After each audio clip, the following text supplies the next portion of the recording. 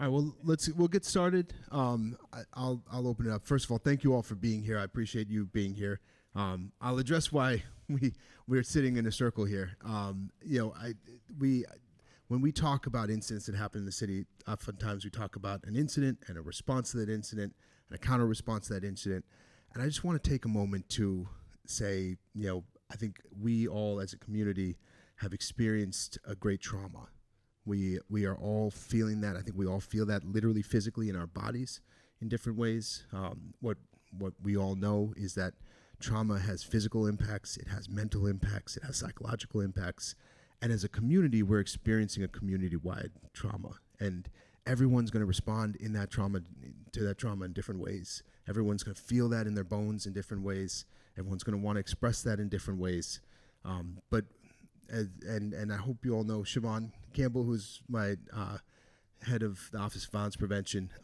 What he and I have talked about is seeing if we can have a moment tonight, that is structured around the idea of a healing circle. That if we can all sit around each other, if we can listen to each other, give space for each other's pain, however that's expressed, give space for each other's thoughts, however that's expressed in a way that's respectful. Obviously, whoever has the microphone as we go around, we'd ask that everybody allows that person to speak for a few minutes, and we'll remind you if you may be running over your time a little bit, but we want to make sure everybody has a chance to speak because no one voice is more important than others. But we also want to make sure that we are respectful of the way in which people are showing up because everybody's dealing with that trauma in different ways.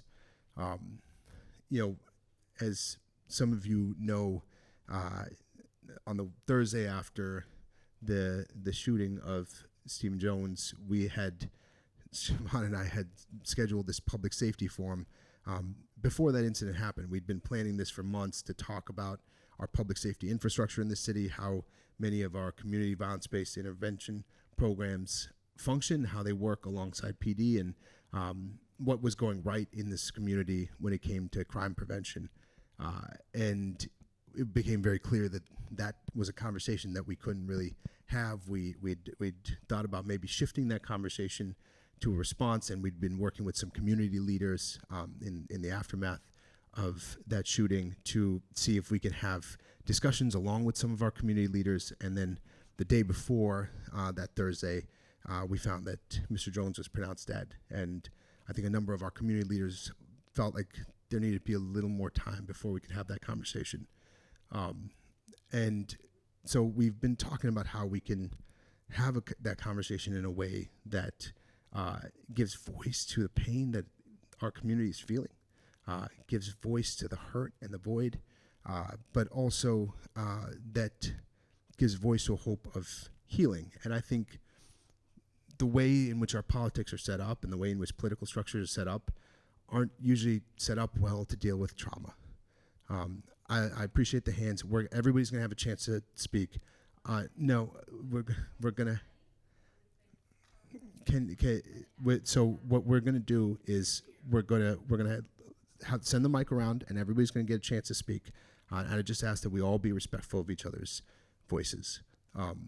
And so, we thought about bringing this together in a way in which everyone can have a voice, everyone can express that voice, and we appreciate you all being here. Before I hand it over to Siobhan for a moment, I just want to address what the news of today, and obviously this has been rapidly developing, but I announced earlier today, if any of you missed it, that we terminated Officer Magnano, who fired on Stephen Jones on Blue Hills Avenue exactly 4 weeks ago today, based on he was in a probationary period, in the early period of his employment, based on his performance within that probationary period.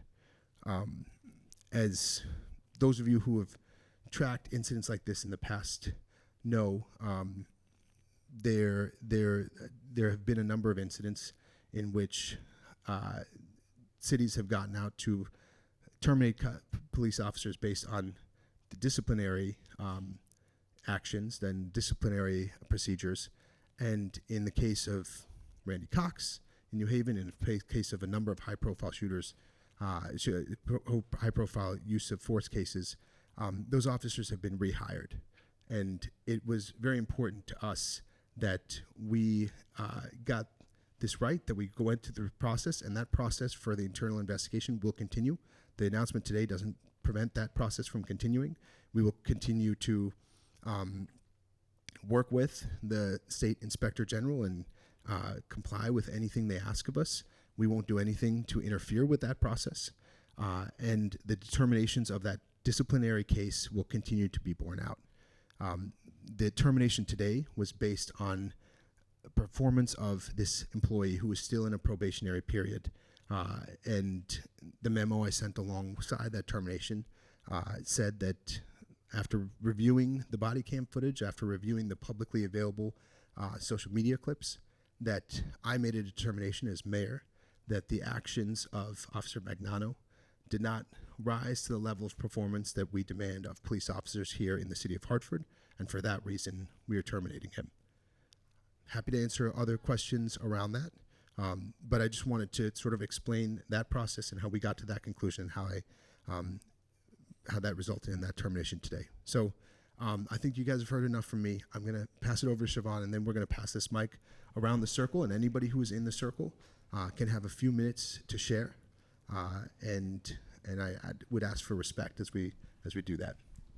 We're tired of your discussions. We're tired of waiting for you to sit around and have these nice little chats when you know already what you need to do. He knows already. Are you Hartford? We talked about it. Waiting, sitting around. As your office in the city, we know. You know the We demand. already know what has to happen. We'd encourage you guys to join we'd encourage you guys to join this healing circle. They have to wait for the state's process to play out. They have to wait for the investigation to play out. We're tired of you saying the wait. We would encourage you all. Today he announced We're tired that of Joseph saying Magnano, that you can't the do murderer of Hey Stevie guys, Jones, welcome. We appreciate you guys being here. Stevie Jones is We're going to give killer. everybody a chance to share. If you guys would like to sit in the circle with us, Giving everybody a chance to share. You know what the demands are. Demands are right there. every single one of these voices around the table is important. And we have to do something about this now. Which demands are you going to We meet? can't wait here and have these conversations. When that's As not there, really there, what there are residents who would like to share around this circle. So we appreciate you guys being here. If you want to talk Feel about free. public safety, get the killers out of our streets. Our streets are not safe. We appreciate you guys being here. We invite you to come sit down. Get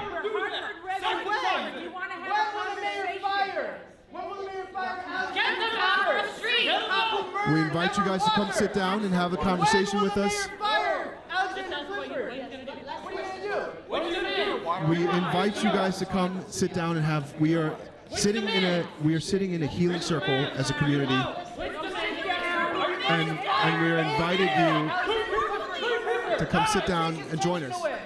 Are you going to release a picture of Alexander Clifford so people know who to run away from on the streets, who to point at and say, that's a murderer?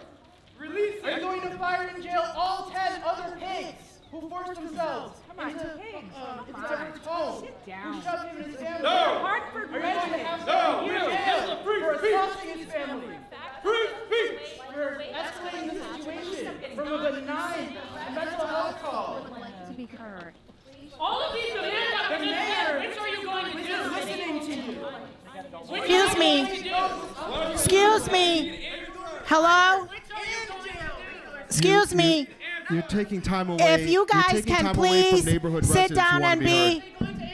Well, if you give us an opportunity, maybe we can. Maybe we can. Look, Okay? it's okay. Well, sit It's okay. down. We've heard you. We heard you at the State of the It's okay. City. We've heard you here. Could you please allow? We would like to hear what the other community okay. members Listen, guys. want to express.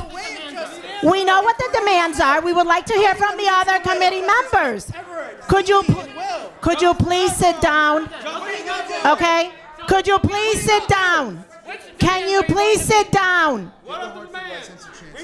Can you please sit down and allow the other community members to speak? Killers off of their streets. A Hartford father died and his voice can't be here right now. Do any of you live in Hartford? Yeah. Okay, so give our residents a chance to share. Our residents deserve a chance to Where's share. the officers? Okay? Our residents deserve a chance to share. I'm not Please allowed sit to down pass this mic and around. let them. Okay? Please sit down and have let a them share. seat. Please have a seat. Do not disrupt and be part of the conversation.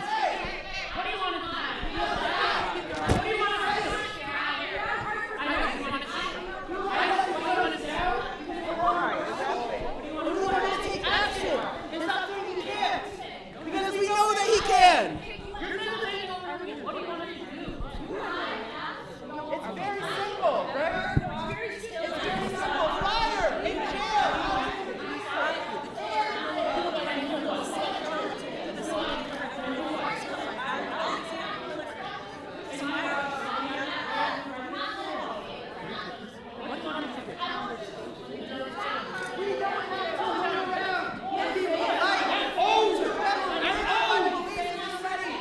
And then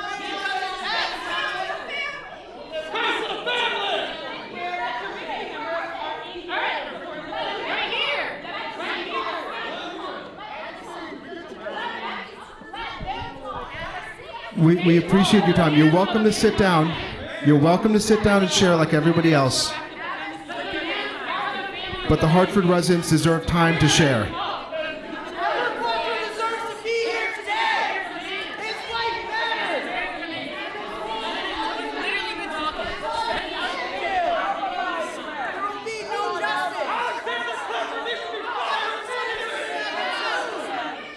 dead now.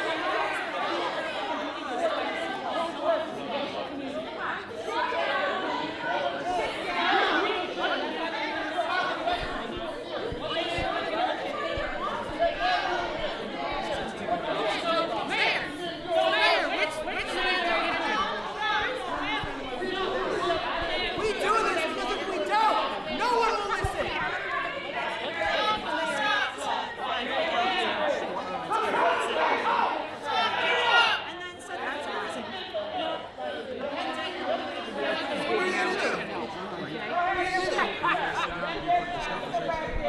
We invite you to be a part of this conversation like everybody else.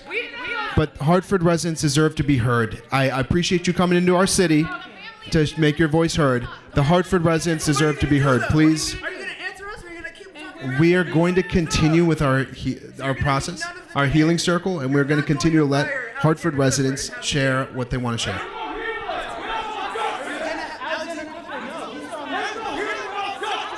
Alexander Clifford. I'm in jail. What are you gonna do? You have the microphone. Just say it. Just say it. Can you please allow Hartford residents to share? I'm allowing you to. That's what this space is for. What are you gonna do? He's not saying what he's going to do.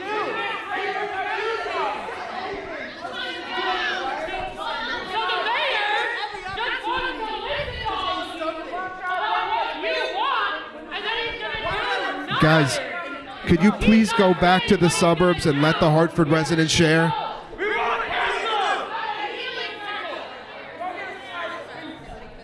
Go back to the burbs and let us have this conversation, okay? You're welcome to join us, or you're welcome to go back to your suburbs and let us have this conversation.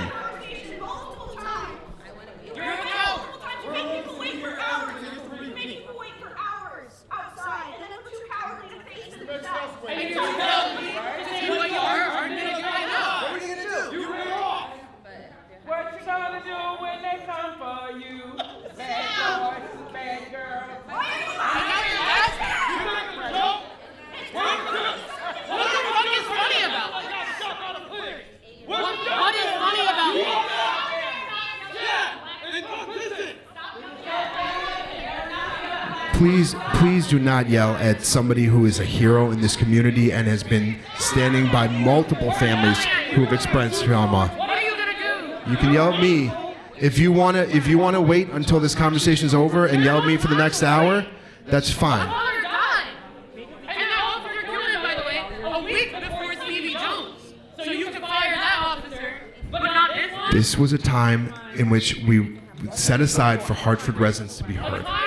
So you're welcome to join us and be a part of this conversation, or you're welcome to go back to the suburbs and yell at me tomorrow.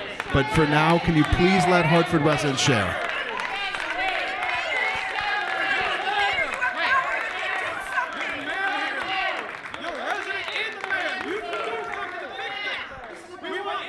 The killers in Hartford police right now. What does it matter? What does it matter? What matters is the police getting their consequences. We don't need to talk about it. We need action now. The action we need is for the mayor to Please do not yell at any of our residents. Please do not yell at any of our residents. If you want to yell at me, that's one thing. Please do not yell at any of our residents. All right, so this room just made Edward's sister feel so uncomfortable. You know what? Excuse me. As a mother and a resident of this city who has lost a child, these people need to be sent away.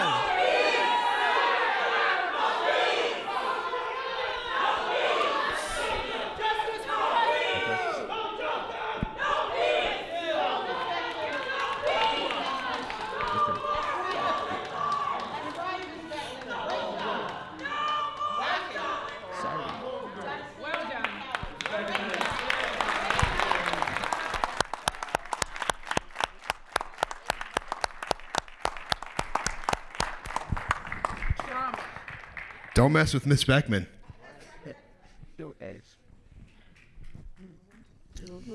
I just need a level set. I just need a level set really quickly. So for those that do pray, I just ask you to bow your heads. If you don't pray, please just use this as a time to just recollect yourself and before we get back into this conversation, okay? Dear Heavenly Father, dear Dad, thank you for all that you do. Thank you for being who you are. Thank you for allowing us to be able to have this space, to be able to have this discussion. We're just grateful that I'm grateful that I get to serve you, but I'm grateful that I get to serve Hartford in this way. And I'm grateful that there are so many people here that care about their community and want their voices to be heard and want to make a change. Help us to be centered on that thought in that direction. Amen. Awesome. My name is Siobhan Campbell. I'm the director of the Office of Violence Prevention here at the City of Hartford. And I just wanted to start off by saying this has been a heavy, honestly, it feels like a heavy 2 months. There's been a lot of things that have been happening, and I know the conversation that we're having here today is specifically about the police-involved shooting. But with that being said, I also want to make sure that you are all taking the time and the space to be able to deal with yourself and to heal yourself. What we saw was traumatic. I think however you look at it, it was a traumatic experience. For those that were there, I know it was a traumatic experience. For those that are watching and those that watched the video, it was a traumatic experience. I got calls from people across the nation, right, that were talking about this and got to see it. And that's one of the reasons why we have this space. There's going to be a point where we're allowing people to share and have a Q&A portion, but I think it was just important for us to be able to have a space to be able to talk and to process and to be able to ask questions and hear from the mayor. So with that being said, I do want to have some ground rules. I think some of the ground rules, first and foremost, let's be respectful, right? Let's be respectful. When someone has the mic, please allow them to finish, right? When you do have the mic, there are a lot of people that are in this room. Please be very cautious about the time. We do want to make sure that everybody's getting a chance to be able to communicate all the things that they're trying to say. But we do ask you to keep your question or your comments somewhere between 1 to 2 minutes, only because, not what you're saying is not important, but only because we want to make sure that we can hear from as many people as possible. And the last thing is that there's a lot of emotions that we're dealing with, right? There's a lot of feelings that are going to come up, and that's perfectly fine. I think one of the things that we'll ask is please try not to yell at each other. Please try not to yell at us. We want to be able to keep the commentary, again, respectful, but we also understand that this is extremely a traumatic situation, so we want to give space for that as well. Okay. All right. That being said, we'll just pass the mic for anybody that has any questions or any thoughts or anything they want to share. Perfect. My name is Henrietta Beckman, and that right there was trauma and whatever, my son was killed in the city 24 years ago. And all that does is it makes you angry. And it brings all that pain back. So I don't know how they think that they're helping these families get through what they're going through by doing what they're doing. They're going about it the wrong way. And I don't think the family members really agree with the way that they are doing it, because I don't know who they are doing it for, but they're not doing it for those families that they say they are supporting. Sorry, that's fine.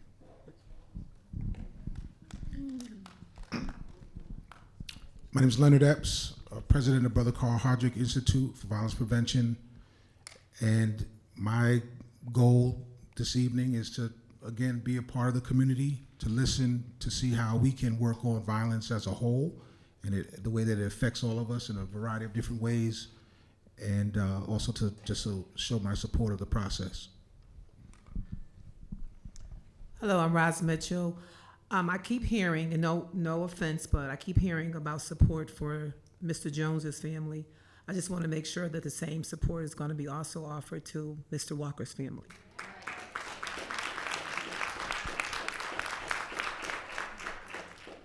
Brother Calvin X Lovejoy, North Hartford Public Safety Coalition. I'm here to listen. I'm here to participate. I'm also here to correct those who've been reading my shirt wrong. It doesn't say Hillford. It says Hill Hartford. And I think that's what we need. Mm-hmm. My name is Melanie Machar, and I'm a Hartford resident. I have lots of things to say. But it's hard to ask for people to heal in a space where they don't feel safe. And it's hard for us as residents to feel safe when the people that are entrusted to hold us don't feel present. And for me, it's been very difficult to watch on social media, though thank you for doing your job, reading books to kids and doing all of the things, because it's very hard. And I hate communication departments and just the bullshit. And if you pull yourself back just a little bit, if you just zoom out just a little bit, you can see that it's not landing. It's not landing for anybody in this city. It's annoying. I'm tired of it. They're yelling. I'm glad they're yelling, but they're mad annoying too. But it's like we need yelling people sometimes because people don't listen. They just don't. I've been here 46 years. I've seen all the things here in Hartford. I've gone to school here in Hartford. I work here in Hartford. I spend my money here. I barely leave this city. Mm-hmm. I serve this community. I work with kids. I work with trauma. I get it. But it's just very difficult. And things look so convenient to fire somebody, and then here we are all sitting. It just feels like so repetitive and regurgitated from the same playbooks that people are so tired of dealing with. And so I don't know where we go, what we do, but I just, the lack of presence has I've felt it. And all you have to do is go scroll on social media for 14 seconds and you will see it as well. And the same people are sitting in this room that are in the comment sections saying all of the things. We're not that big here in Hartford. My name's Jasmine. I'm mostly just here to listen. My name's Meg. I haven't been in Hartford very long. I moved here for college in 2017, but this city is such a beautiful place and its people are so amazing. I feel the anger, and every day I wake up and I have a hard time. I see the need for justice within the system, of working within, of these internal review boards, yada, yada, yada. But I also want to remind everyone that the Supreme Court ruled that the police have no obligation to prevent citizens from harm. It is legal for police to shoot people. Police are a protected class in this country, and these individual cases are heartbreaking, and I want to see a world where we prioritize mental health care, not police, not prisons.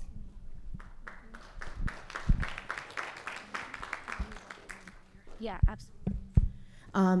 Oh God, that's loud. My name is Jess. I'm a resident of Hartford. I've been a Connecticut resident my entire life.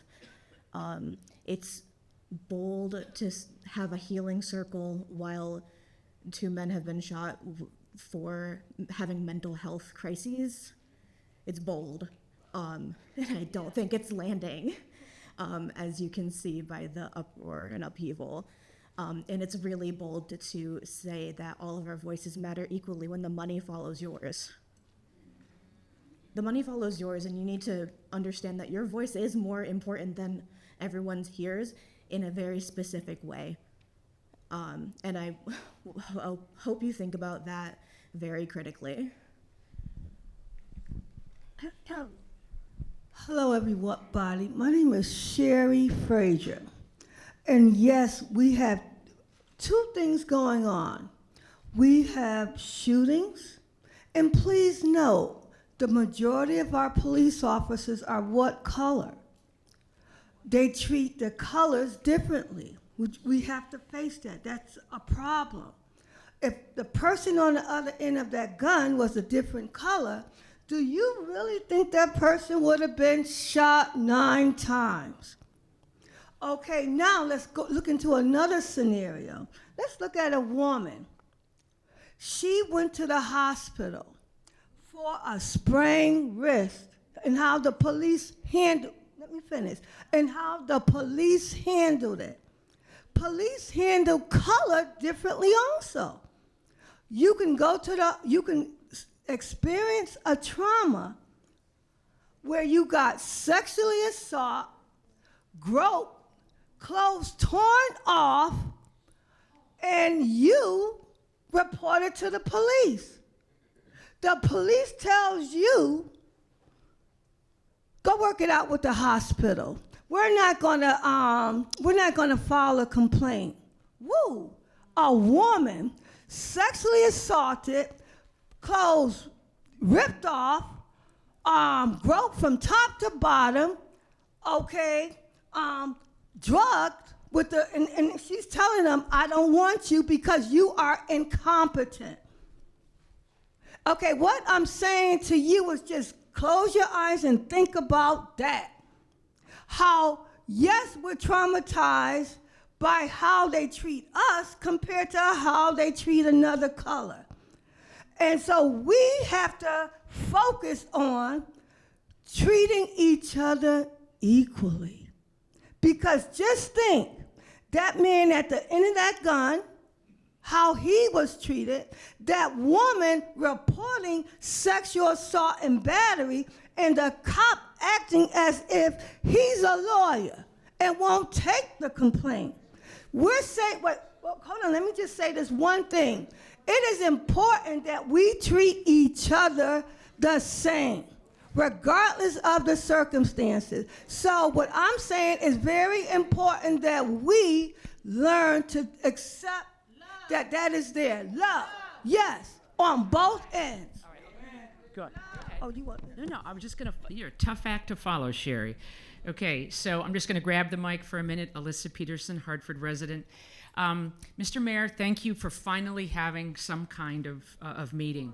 I would like you for my neighbor, okay, very seriously, you and your family. Very honestly, however, I don't like how you administrate in this city. I think it's your 3rd year, and I think you continue to make mistakes amongst various departments, respectfully, sir. And I'd like to use this incident, unfortunately, as a learning exercise. I was displeased. I thought the firing was too late. It was too little too late, number one, but it was done, and I appreciate that. There's a process. If the gentleman needs to have his job back, he goes to court, as 2 others before him have, Mr. West and Mr. Barone, and they try to get their jobs back. That's what he will do. But specifically, I'm here to address administration, supervision, that entire scene that we witnessed in the road. That was a failure of supervision, a failure of department policy and procedure. Today, you complimented the officers? I would say the opposite. And very briefly, I just want to say we need a supervisory or administrative review of what happened. I understand that it's statute that the state must act first as far as the killing. I understand that. But I'm asking you, sir, as our chief administrator, as our chief officer, we need a review of where was the supervisor at the scene. Mr. Smalls was sitting in his office at the police department. Why did dispatch send out a 1000 call, which means officer in distress? Where were the other officers on the call putting something on the radio, talking about the scene? There's a real disconnect. I think dispatch should be under police instead of having their own unit.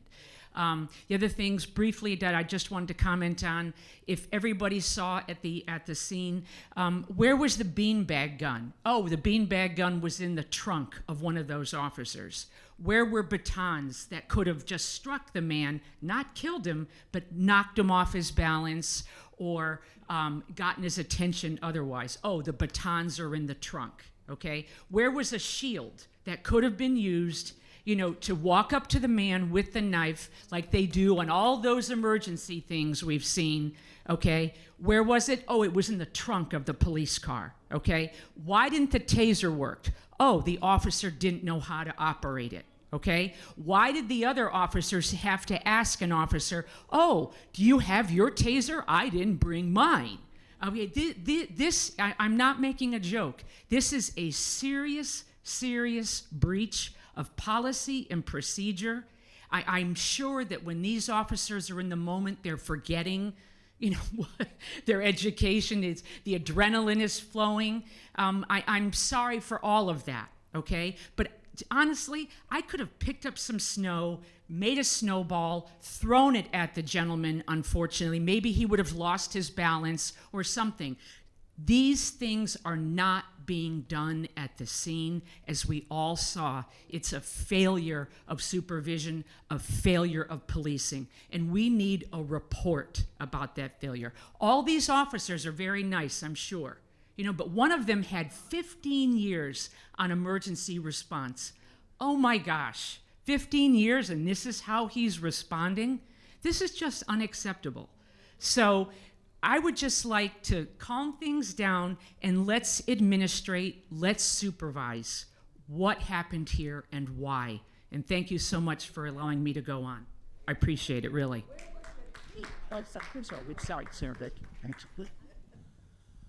Thank you. Good evening, everybody.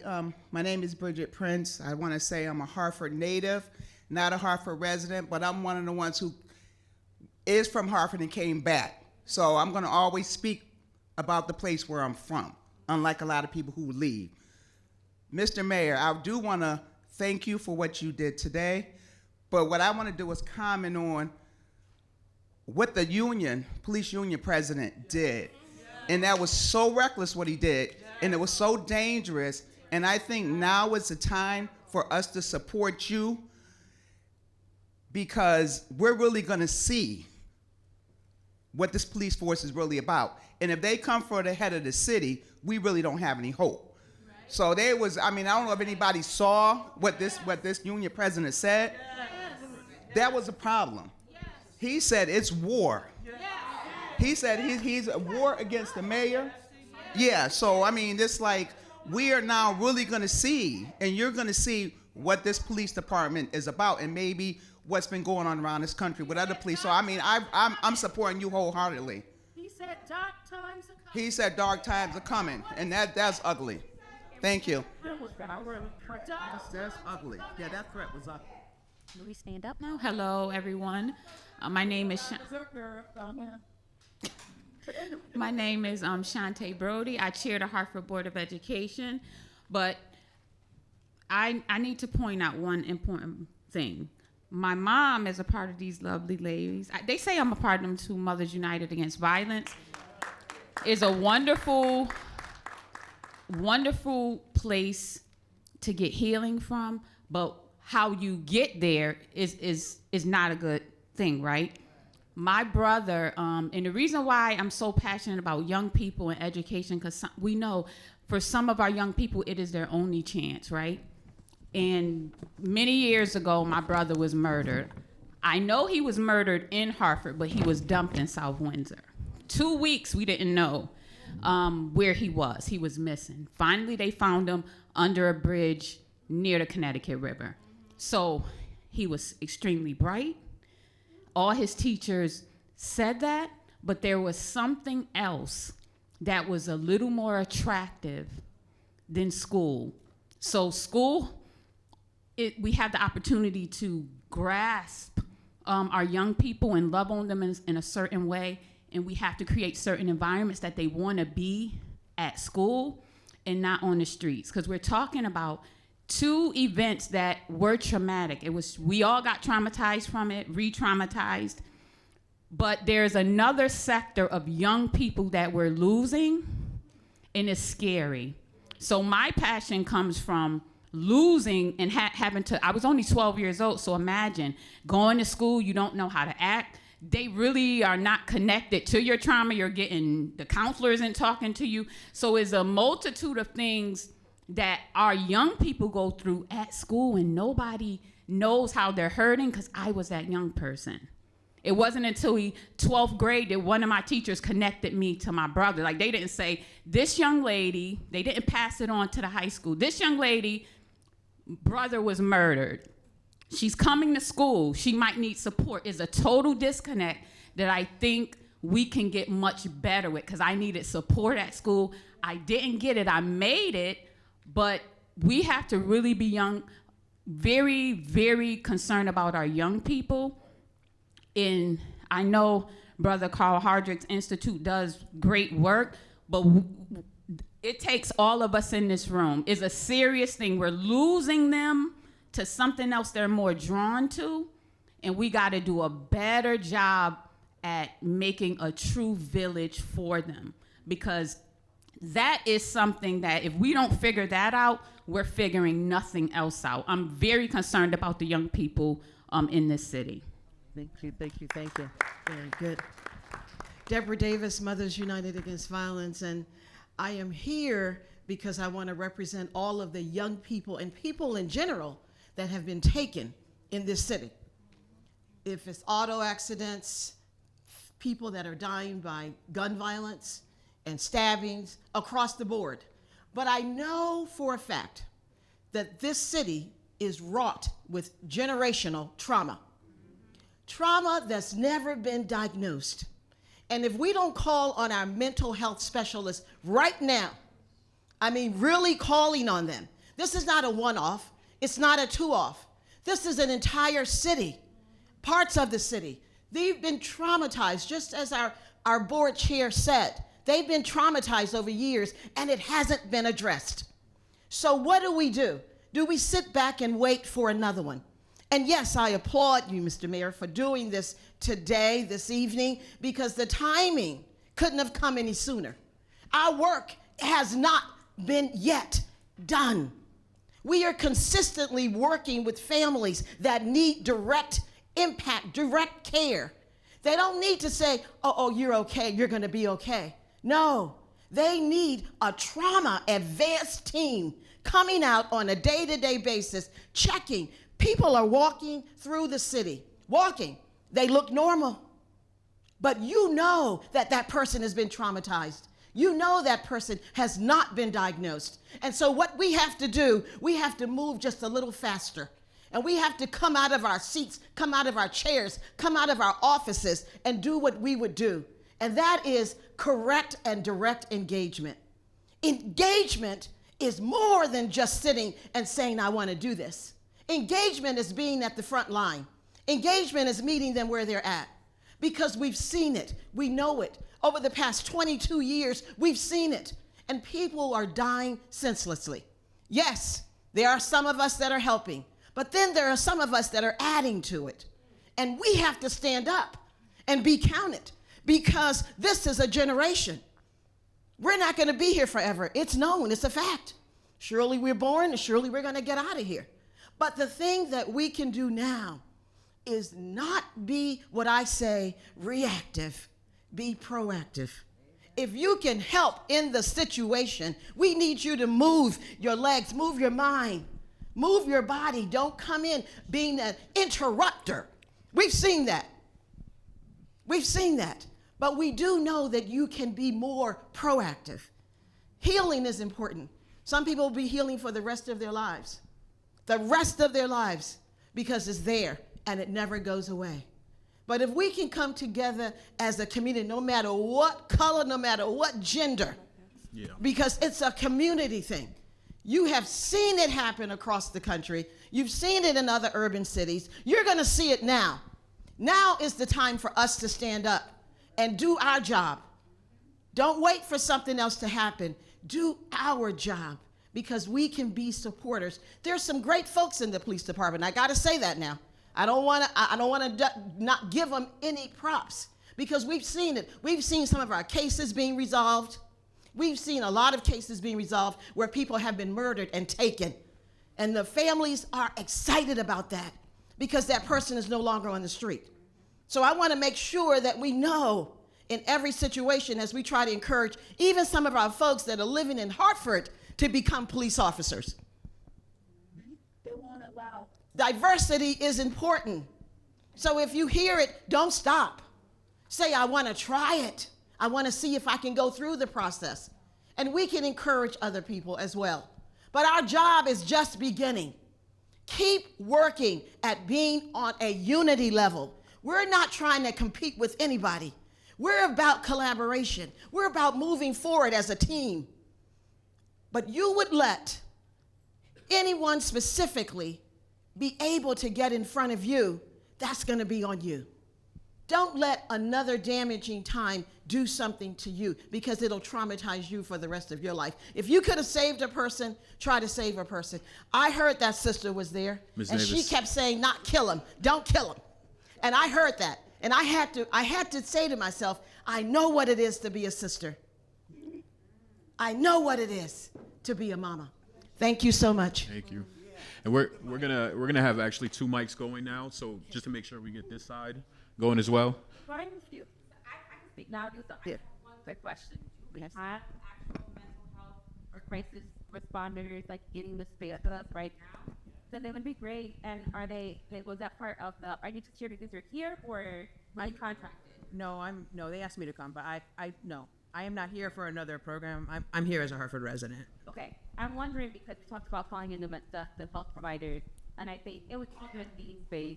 And so I think it's full transparency. You do need certifications. I'm okay to be able to, be able to provide services. And this was very triggering in so many ways. And even the conversation itself is very triggering. It's like, just wanted to know, are there screening mental health providers today? Are there actual crisis responders? Did y'all do that and provide us for that for us? Because, Lord, I love that, right? Because this is all very triggering. Yeah, to respond to that, so one, I just want to be clear, this is not a healing circle. The way that healing circles are done are very deliberate. And so this is not what this is. This is a community meeting that we're having in a circle format. Okay? I just want to be clear, because those are 2 different things. I'm sorry? Awesome. I'm sorry. Yeah, I'm sorry. I did mess up. I'm so sorry. I just want to clarify, though. I'm sorry. Okay. We did reach out to, at least for the office, we reached out to the clinicians so we reached out to our community partners to get a list of clinicians that they use when partnering. And we did reach out, but unfortunately we didn't get response specifically for this event. We reached out yesterday. It's true. We work. And it's like, It's true. I mean, the thing is, we stop. I work for a very qualified health mental health professional for over 3 years. So my quiz. I'm afraid to give it up. I haven't had a chance to talk. It was a legitimate question. I thought it was going to be yes or no. No, I came here basically to listen, but I'm Teodoro Anderson Diaz, Hartford resident, and I've been a mental health professional for over 30 years. I worked at different agencies. I currently work at Wheeler Clinic, now known as Wheeler Health. And so we're here. I'm here. I'm here at both as a Hartford resident and also as a proud member of Wheeler Health. Everybody, at least I saw the tape like about maybe 5 or 6 times. And I know from the escalating situations very similar to that is that you need to use time as an ally. And there are different things that can happen that people can do that sometimes are a little bit out of the box. And because the North End, particularly in that particular area, you have so many different types of restaurants, just having several police that were kind of cordoning it off prior to the gentleman who I totally agree with the assessment that he definitely escalated the situation further when the police there were basically had contained him. So, but something like a sandwich or some chicken curry or something that you can just try to eat and try to normalize, those are things that at times get people to de-escalate. So it's just thinking out of the box, but again, it's a lot easier after the fact. So I think that type of supervision, that type of support are things that can happen.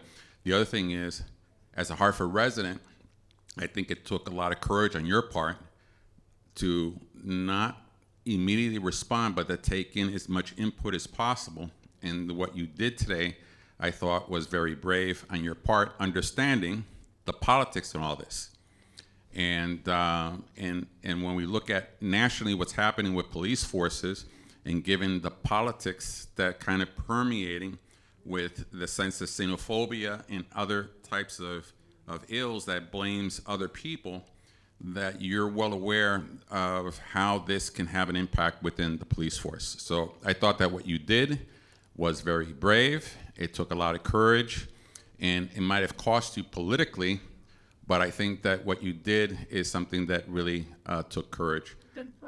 So, thank you. If I may, I'd like to say a couple of words. Sorry, can we hold on? We're going to go on this side just because this side. As you wish.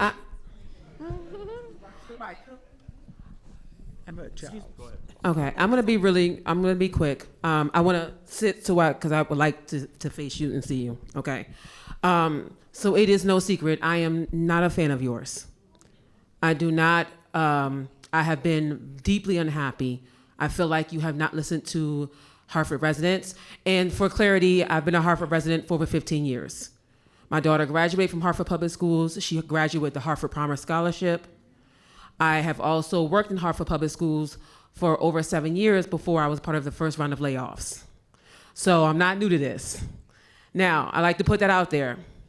So I have seen Hartford go through so much in my time here. And sadly, when I first got to Hartford over 15 years ago, it's been well over 15 years. My daughter was about 2 when we moved here. I had heard so many negative things about Hartford. And then being here, this city is something to fall in love with. The residents are amazing. I have heard about Mothers Against Violence since I have been here. They were on the front lines when no one else was, so I commend you. Now, in saying that, since growing up in DC and Maryland, police violence is not new to me. Growing up as granddaughter of a Black Panther, police violence is not new to me. But what I have been deeply upset with, I felt like the community was not listened to until after the fact. I felt like when you first ran on your platform, you ran on your platform to protect the community against police violence. And then when it happened, I truly felt like you didn't have the community's back. I do feel like 1,000% that Everard Walker's family should not have had to go through such lengths to be heard. And in saying that, my next question, which was I had to write this one down because I wanted to make sure I got it out there. Your Office of Community Engagement. At a time like this, why has that been restructured and shut down? And why has a director who was a mental health professional been released from her duties, who is also a Hartford resident? And I find it funny, but not in a ha-ha way, that she loses that position right before more press conferences are held that hold you accountable, as well as hold police accountability accountable. Yes. Our job as residents, I love Hartford. I love it here. And when I was when I was laid off from Hartford Public Schools, I refused to teach in another school district. No other school district is gonna take somebody like me anyway. And then, that's true, y'all. And then I continued to coach. And when we go out to different cities, mind you, we were the first team in the city of Hartford to win a professional cheerleading competition. When we would go out to the cities, they would say things like, "Oh, they're from Hartford." That's what they would say about us. And so when we have a mayor who should be representing us, who should have our backs, who should work for the people, and I have to say this as well, it's not lost on me that this announcement came after Al Sharpton and Ben Crump came up here. They are not our mayor. You are our mayor. So we shouldn't have had to go through such lengths. But the question remains, why don't we have our director of community engagement here, a black woman, a mental health professional? Why has the Office of Community Engagement been restructured? We need it at such a time as this. Yeah.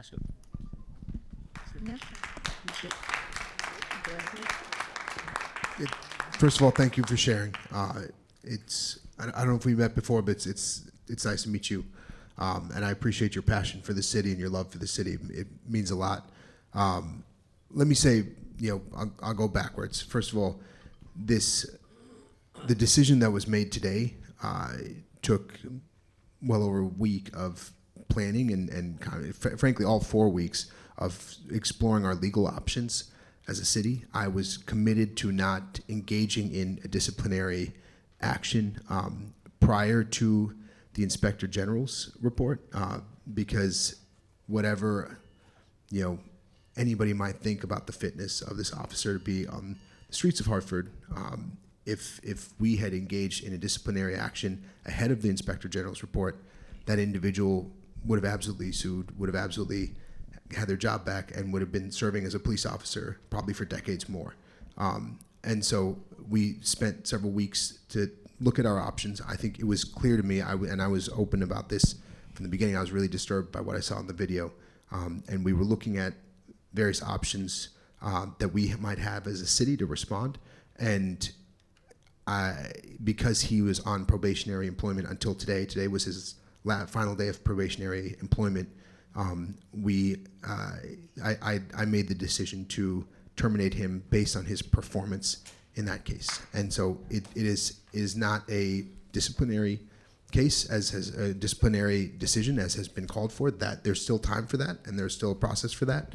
But the specific timeline happened because of the period of his employment and the period of his probationary period, and took at least a week or so of legal analysis in the lead up to it.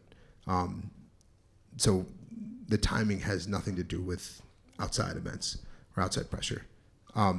Specifically, the Office of Community Engagement, we have, I'll be fairly frank because I think you were pretty frank with me.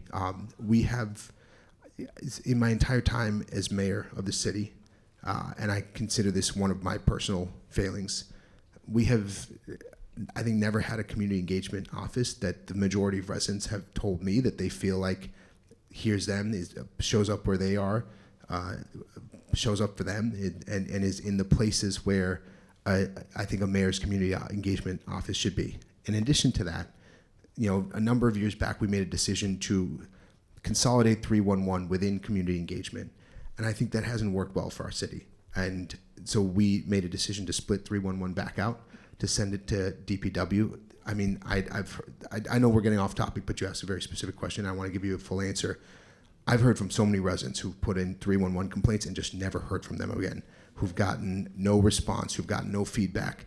Our 311 app is broken, and there have been issues piling up within 311 that I think have been frustrating for DPW and frustrating for the employees who want to serve residents, and that communication hasn't worked and have been incredibly frustrating for residents. I've heard it from my neighbors consistently. I've heard it from my wife many times. And so we wanted to fix 311, and we put it within DPW under a deputy director who I think is incredibly talented, Petrel Mailer, and who understands our communities and understands our residents really well, and is just really responsive. And we're working to fix that system. We're working on a better app, and we're working on data to understand what's going wrong with 311. I haven't said this publicly before, and I know there's news cameras around here. We're going to take the community engagement office and hire 2 community organizers. And I know that's a little unconventional for a city, and ideally, I think a city wouldn't be a place where community organization came from. But I think we haven't, we've lost many of the great community organizers of the 60s and 70s who really built these community connections within neighborhoods. Or many are getting up in age, and I want to try to re-engage a new generation of community organizers within the city. So we're going to hire one focused on the north end, one focused on the south end, and I want it to be people who go out and knock doors and talk to residents, whether or not they know to show up at their NRC meetings, whether or not they know to show up at community meetings, and understand already how to access power. I want it to be people who can train folks on how to engage with City Hall and how to navigate the levers of power within City Hall. And so we're reimagining our community engagement process because I think it hasn't been working for our residents. That was also in place in the lead up to these shootings, and the timing has been unfortunate. But I think it'll serve our residents a lot better in the long run. My turn. Yeah. Okay. Hello, Mayor. My name is Charles Teal. I'm a resident of the West End, and I also serve, because my Masonic Lodge is on Montville Street, I also serve as the chairman of the Public Safety Committee for the Northeast Neighborhood Revitalization Zone Committee. Over the course of the past year or so, I've been giving presentations on a subject I call violence and atonement. Siobhan was kind enough to listen to the presentation. I gave it at my NRZ. I gave it also to Hartford Next and also to our city council. It's been very well received. In essence, the gist of it is simply this. To no action of our own, the city of Hartford has developed throughout the past 3 centuries a culture of violence. It started in 1637. It kept going with Sharp's Rifle Company being on Capitol Avenue. We had Colt's Firearm manufacturing over 30 million weapons that went throughout the world. I believe wholeheartedly in what is said in the book of Galatians, chapter 6, verse 7. Do not be misled. God is not one to be mocked. For whatever man is sowing, this he shall also reap. We sowed as a city the seeds of violence. We got violence. So what I simply said during my presentation, I'm not going to go into that, is that there are ways by which we can atone for the violence and get control of it. It's been touched on to a certain degree already. And I feel like if you ever hear the story of stone soup, this is all this is. Anyway, I'm not going to go into stone soup. What I'm saying is the solution lies in all of us here. We just got to coordinate what we've got and implement what we've got. It wasn't that long ago when I served as a department head of the city of Hartford, when we had meetings like this, and there were front page articles that said, call 911 and pray. And it referred to the fire department. I remember this distinctly. We had meetings just like this, cameras, people, etc. And what we had to do was develop a set of policies that were designed to address the problem. We used to have 364 structure fires in the city of Hartford, and when I left as fire chief, we had 87. That's not perfect. Perfect is 0, but we made an improvement. So now, I don't have an endless amount of time. What I'm simply trying to say is this. Throughout my travels, I've interacted with a lot of different organizations and incredible practices by which to address the challenges we have. Our problems are multi-generational. And I said 1637? Absolutely. That which took place in Mystic when the English settlers attacked the Pequots and tried to annihilate them is affecting us now. It does affect us. And as a person born and raised in the city of Hartford, I know people personally who suffer from witnessing violence that affected them to this day if they made it this far. Because there are two things at least that happen when a person witnesses or experiences violence. Either they can become very, very apathetic, it affects them in their schoolwork and in their work and in their love life, etc., or it can make them violent. So what I'm simply saying is this. One of the things that we did was we engaged in the 3 E's of fire prevention. I want to engage in the 3 E's of violence prevention: education, engineering, and enforcement. What I'm hoping to do, I worked with the risk management at the time, this was a long time ago, Jim Goggin, and we wrote up the violence in the workplace policy for the city of Hartford, and we wrote up the sexual harassment in the workplace policy of the city of Hartford. We wrote those policies. And I wrote hundreds of policies for the Hartford Fire Department. What I'm simply saying is we need a policy in the city of Hartford that simply says what we're going to do if a person is a victim of or a witness of an act of violence. And the reason why this is critically important, and Siobhan was going to come to our next NRC meeting, you're going to hear this anyway, but what this makes this critically important, why this is critically important is because we want to stop this duplication of violence. Young people who see violence, they grow up, become violent, and then we wonder how it happens. We're not engaging in prevention. So the point has, and I apologize, I can't recall the sister's name right here that said it, with regards to counseling. 100% accurate, but it's got to be ubiquitous. It's like when we implemented the 911 system, and I'm over my time, I'll take a second more. We implemented the 911 system, everybody knew about it. And what we have to do is sit down and write a policy. Policy, scope, purpose, and procedure. We write it up as best we can, utilizing everyone's system of how do we address an act of violence so that it isn't duplicated in the future. And once we've got that policy in place, we say, this is excellent? No. You bring it to the naysayers, the people who say, no, we're not going to go for that, make it this, make it that. Let them shoot holes in it until it's perfect. And when it is perfect, we go to the NRZs, our Neighborhood Revitalization Zone Committees, and we tell them, this is our policy, what do you think? And then have them help in disseminating the information. We've got some great policies out there. I mean, I can tell you some stories right now, but I'm not going to, there's not enough time. But we got to sit down, we got to write out a policy. It's not going to be perfect. We got to run it by each other and say how we're going to implement this so that we can stop this intergenerational violence. Thank you for your time. Thank you. Chief. Thank you, Chief. Hello. Good evening. My name is Barbara Turner, and I live in the Barber Street area. Actually, I live on Barber Street. And I love Barber Street. Don't get me wrong. I do. I love Barber Street.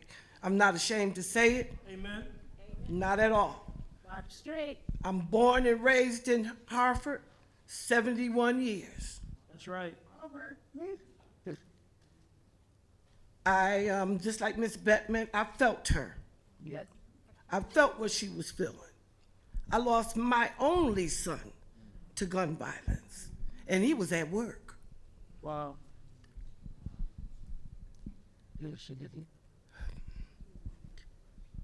And I've also, just want to get this out the way, I had 4 children, and all 4 of my children are no longer here. The last 9 years, it's been something else. It really has. I don't know how I've made it this far, but I do know God. No one else, God. When I watched that live with Stevie, I broke down. I just saw my son. And I wasn't at the place where my son was murdered at, but I felt him as my son. And we really needed this that night. We really did. We needed this that night. Yes, we were hurting bad. I know I was. And to have our children, I have all my grandchildren. I don't have them all with me. I have 22 grandchildren and 23 great-grandchildren. but that for them to have to grow up and see what they see. For them to have to grow, we just had a murder where I live on Barber Street. I live in the Grand family house.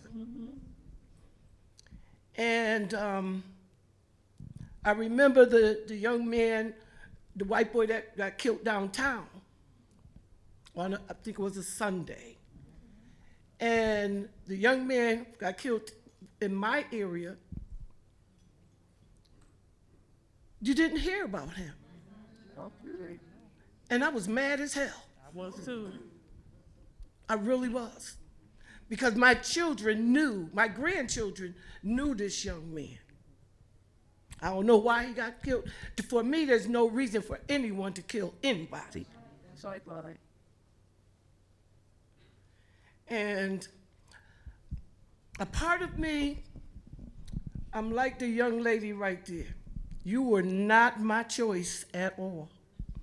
I had nothing for you. I didn't vote for you. I didn't. Because of how you ran your campaign. Your campaign. You came on Barber Street, I think, one time. Well, I only saw you up there one time. And I tell everyone that's running for office, you can't run on the news. You have to knock on doors like they used to do. They knocked on doors and got to know the people. Right. And that was something you didn't do, but you're not the only one. This city is really going through, and I love this city. I'm glad I grew up in this city. I had a good time. I didn't even know I was poor, and I lived in Charter Oak Terrace in the 50s. And I didn't know, because it was not just a black or Puerto Rican housing project, it was white people. Yes. I had white neighbors. And watching these kids, even my grandchildren,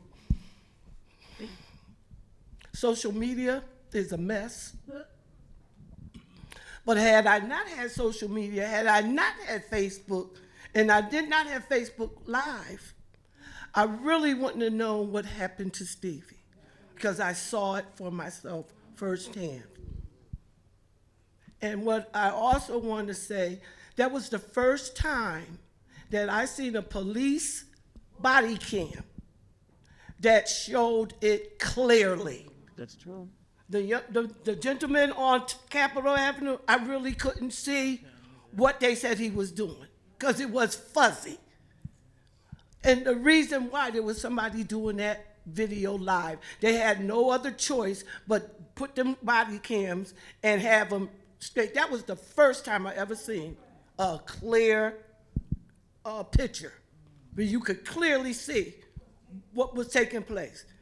And when that officer pulled up there, when I heard the siren, I knew this wasn't gonna be good. I just didn't think it was gonna be that bad. To watch somebody get 9 bullets. He jumped out that car like Rambo.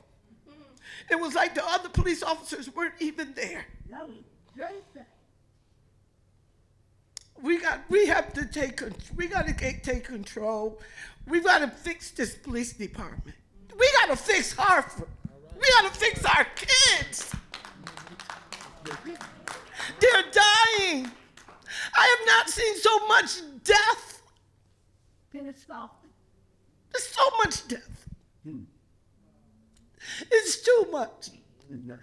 I had one friend to die when I was 16 years old, and she died of natural causes. It's us. We got to do something. We got to stop being separate and be together. All right. Amen.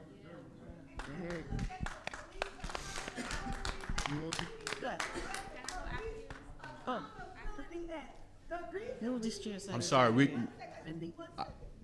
ma'am, I'm sorry. We got to make sure that everybody is heard. It's because they don't follow it. Because the police Police are crime. They just rotated from one area to the next. That's not from one state to the next. Good evening, everyone. I'm glad we're having this talk. I stayed home because I was watching the news, and on the news I heard that they was picketing, the cops was everywhere, they was cutting off stuff. So I took off my hat, because this is my favorite, and I called my friends, and I said to them, hey, I want to go down to the library, but you think I should go? Because I only got a dog, okay? That's the only person I talk to. But my friend said, no, don't go down there.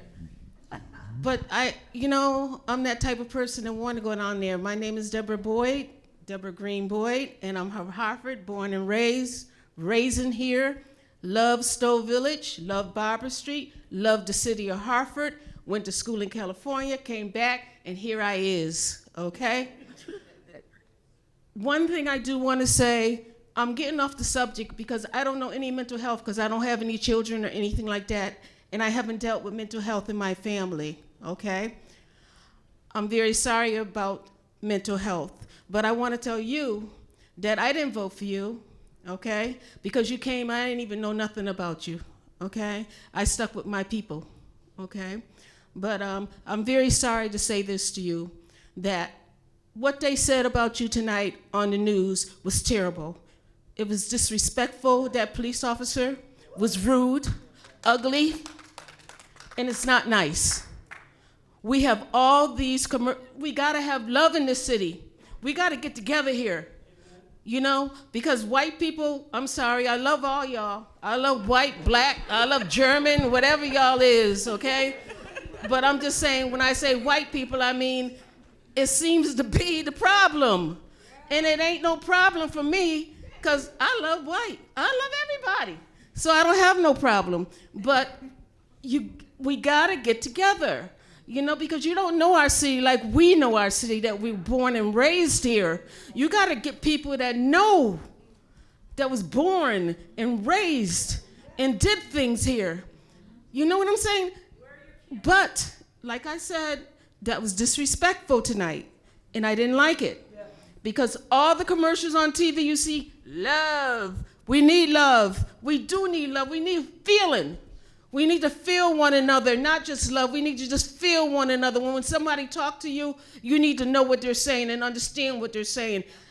He says this, and you gotta get into his head. You know what I'm saying? And just look at him, and look in his eyes and see what's going on. Because right now, this is ridiculous.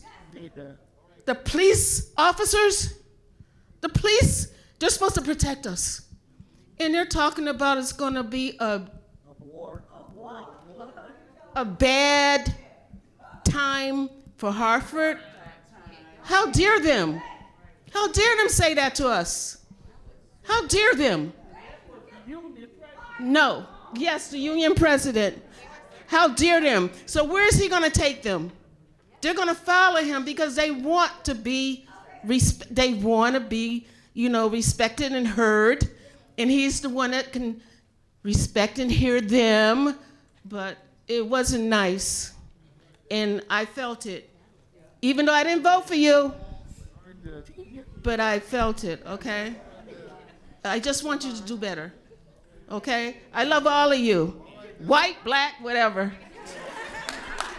Thank you. Sorry, just to make sure that we're getting some order in terms of like order in terms of number. So we'll have 1, 2, 3, and then 4. Okay. I'm sorry. Let me. Yeah. Wait, who's going? 5. 1, 2, 1. I know. I'm sorry. I think I said 4. Oh, I like Okay. number 2. Yeah, That's we'll go. actually my line number, so I'm number 2. Okay. Perfect. I see y'all. Okay. Show next. Go ahead. Hi, everybody. My name is LaShawn Robinson Nuhu. Born and raised in the city of Hartford. I know everybody here, this family. I do want to, I came from an era where we had a lot of police brutality, Aquan Spellman, back then, okay? so I have history. I do want to say that when we are talking about what's happening in the city, like if it wasn't for community engagement, I wouldn't have the position I have. So, and I'm from here, so I just want to let everybody know that. I work in the hospital. I respond to these victims of violent crimes because they gave us the opportunity to have that position. So you do have community that is there, that is with the family, that is calling Mothers United, that is calling Compass and Hartford Communities That Care to come in and make sure that the families have services and make sure that the outcome is not, just somebody going through depression or don't know how to, express what has happened to them by vicarious trauma. All of us are there for that. Our department is community health and well-being. We're there to make sure the community is together and okay. And going forward, we too are trying to make sure that we bring a group together that wants to talk about what's happening, because it's not enough preventative measures like he stated, the chief stated, but we're working on that. And we do have Mothers United and everybody else that offers therapy, but we have to take the therapy in our community. We often turn our heads to therapy. It's available, but it's our jobs. It's me in every hospital. There's a me there that's going to make sure that the community gets what they need as a victim of a violent crime. So just, reach out, Miss Barbara, if you need something from us, please. Okay. Okay. But I just want to let y'all know that it does exist, and we work on intervention on trying to make sure the person is not retaliating. We work with them hand in hand.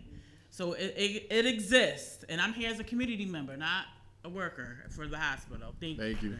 All right, we get two. Number 2. 3. Why I was coming it up and they're not. No, we're just getting the order so we know who's going next. Got you. Okay, so my name is Jennifer Perez Caraballo. I grew up in the north end of Hartford. I currently live in Asylum Hill. I've been a lifelong resident on Hartford. And to be honest, this is the first time I've heard of someone growing up and knowing someone who died of natural causes only. I gotta be honest. No, I gotta be honest. Like, your story of being 16 and that was the only time. Like, I grew up in Hartford, in a different Hartford where, there's a little bit of an age difference. And it's okay, And so, I gotta say thank you for sharing that, because I think sometimes we need to see that a whole different world really is possible, and we've lived it before. I have a 9-year-old right now. They go to the same school as your child does. And so, we've run into each other there. That's been interesting. But thank you for following up on that one. But I think for me, in the school conversation comes into this conversation of policing and also of the violence that we are forced to live with, right? Because I grew up in the north end of Hartford in the 90s and early 2000s. And right now, Hartford's really peachy compared to what I grew up in. And it's nice, but it's not peachy enough still, because I like what you was talking about. And so my child gets a phone call from their best friend. And they also live in the north end of Hartford. And she's freaking out because she just saw somebody get shot in the head. And this is a 9-year-old. And so I grew up seeing violence. I saw things no one should see, to be perfectly honest. And it sucks, right? Because it's made every experience since then very difficult. Driving up to UConn, it's a really nice campus, but it's a whole different world where ceiling tiles aren't falling on kids' heads, for example, right? Where people are not seeing people get shot and murdered and all types of things happening to them. I saw someone get stabbed. They handed me their baby because I was 15 and a good kid. I was the good kid in the neighborhood. I know, crazy, right? So anyways, like I said, I just did not know that it was possible in Hartford. So here's this conversation of my 9-year-old who I was hoping would have a very different experience than me. But they're freaking out over what their friend is saying. And so I say, please, baby, don't say any more, because that's a lot. I'm so sorry you went through that, but you're safe and we're all safe and everyone's safe. And her sister runs into the room and goes, because, we're on FaceTime now, so we're all seeing this happen. And she goes, you told them? Bobby told you, don't tell nobody, because then they're going to come after us. She's 10. Nah, not at all. And mind you, I've seen a lot of things too myself. And I also saw that video. And what was really evident to me was everyone screaming out to the police, begging that they don't kill him. And we wasn't listened to. That really was so difficult to watch. Because it's crazy, because I've seen a lot of things. So unfortunately, when I saw the gunshots go off, like, that did not hit me as much as it hit me the fact that all these people were watching this happen, and they were literally begging, and we weren't heard. So I appreciate on all the ways that the people who came before us set up systems so that we can catch some of us as this happens, after it happens. And I too live on a street that nobody talks about, Gillette Street, where a lot, yeah, we're right probably next to each other, where a lot of buildings are closed down, and honestly, the opportunities are bleak. Because public safety is not just about investing in police, which, by the way, thank you very much for being brave and firing that man. Thank you for that. You're clearly taking the L for it, and what we're seeing happen to you is what we live with every single day. What anybody who stands up slightly to the system lives with every single day. And then we still have to, like, literally help our children as they talk about things that no child should see. Things that people in this room have organized around because they're talking about it happening elsewhere, and they're saying that's not okay, but we're seeing it here too. And because they don't live here, they have no idea that this is how we live here. Sorry, I apologize for my trauma. It's coming out right now. And so I also had a conversation with my grandmother, who's 84 years old, and she lives in the north end of Hartford. And she was telling me she's right now in the middle of a complication with her heart because the medicine that she depended on is no longer covered by insurance because we are having a national crisis on every level. So people are losing access to their insurance, and they're losing access to vital medicines. Legman and Walker's father, where their family called for 211, not 911, 211, not 311, 211. And cops were sent. That's terrifying. We're losing access to our meds because of federal policies. And the state is refusing to step in completely. So it's happening at such a high speed. We gotta invest money in mental health services. It can't just be police. Thank you for firing, but we also need to create. And I understand it was defunded and it was like it was a terrible choice. I think you see it now, right? But we can make different choices too. So just like we made the choice to scratch that from our budget, we can add it. And mind you, my child got help from a therapist in their school because I have a great principal. We both do. She's great. And so she gave our students what they needed for support because I advocated for it. But those little girls that saw it, my sister saw somebody get their heads blown off too. That was crazy. No one should need to see that. She was a child. That's my little sister. So there goes two children again in 2026. Similar stories to the one that I lived that were supposed to be different now because these people put in a lot of work to change that. And still here we are because of racism, like everyone has said. Because one thing with the state that does actually get on my nerves is that it doesn't account for how we've been targeted by racist policies for so long. So they're not giving us extra money, they're giving us what they have taken from us. So I'm down to advocate on that avenue, but we have to take into consideration that people are losing access to mental health, like in a serious way. I'm happy that it exists, but we need more of it, and we are losing access. The medicines are also, they're not even being covered by insurance in the same way. And one of our community members, their family called on their behalf because they were having a moment because of that disruption in medicine, and they were murdered.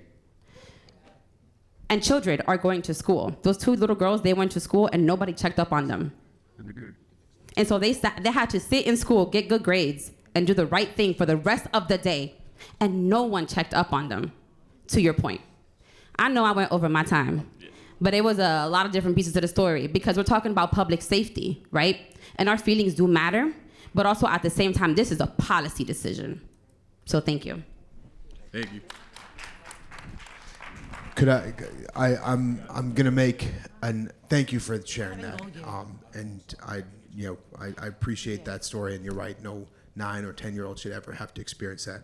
I'm gonna make a very awkward request of this room. It has been quite a day, and I've been running straight all day. And I will stay here, longer until everybody can be heard. I really need to run to the bathroom. Would you guys give me just 2 minutes to run to the bathroom and run back? Is that okay? Thank you, guys.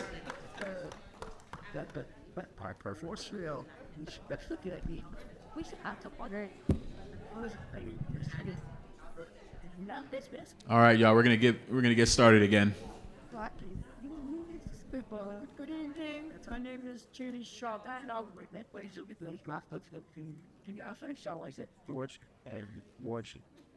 Mic check.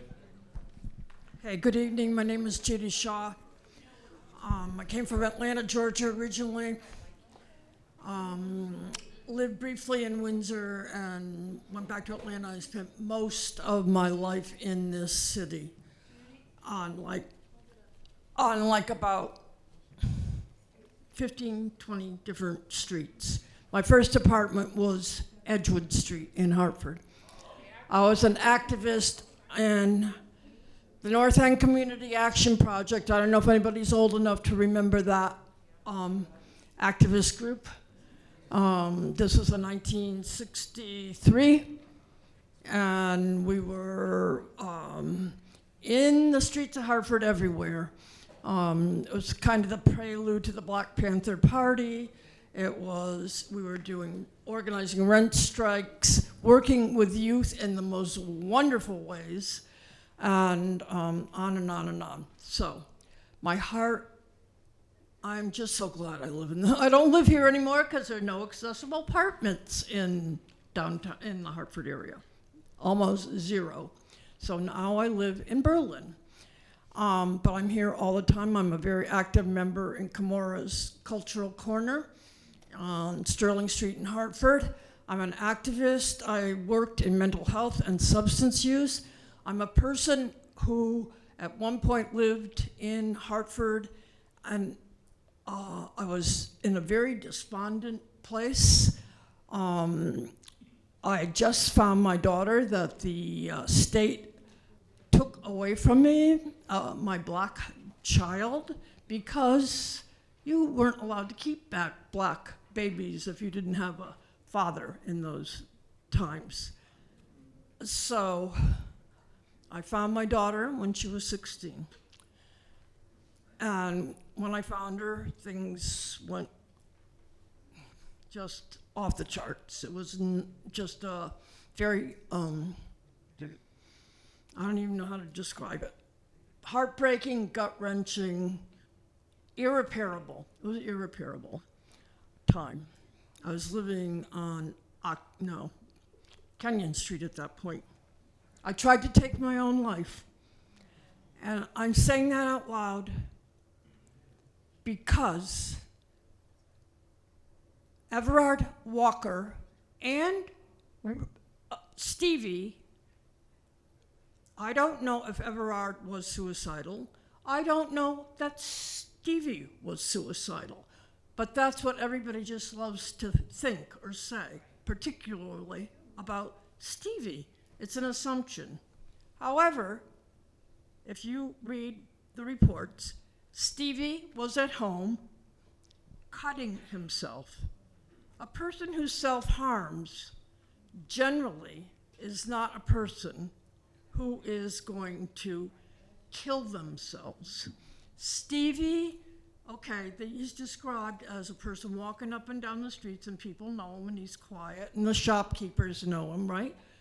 Okay, I think, in my opinion, Stevie was just looking for help. Did you ever see that knife raised? Did anybody see the knife raised? Okay. Let's skip over to, I think he just wanted to be cared for. That's my simple belief. Everard Walker, similar. I don't know the exact circumstances, but I talked to many, many times. I've talked with Linda yesterday at Stevie's funeral. I went to both funerals.